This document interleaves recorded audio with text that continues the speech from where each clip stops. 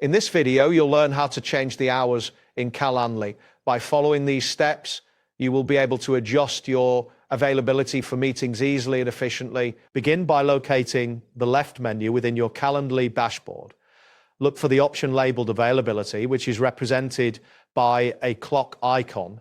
Ensure you are not on the Scheduling tab, as your next action involves changing your availability settings. Once you click on Availability, you will see a section labeled Working Hours displayed by default.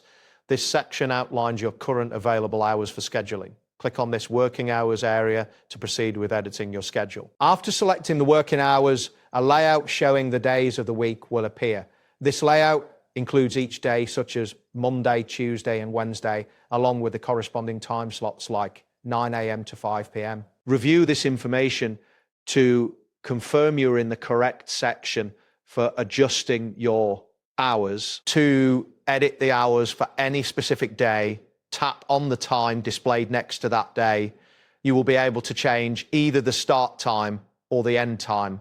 For example, if you want to set your availability from 10 a.m. to 6 p.m. instead, simply adjust these times accordingly. If you wish to make additional changes, you have the option to add another time slot by selecting the plus icon.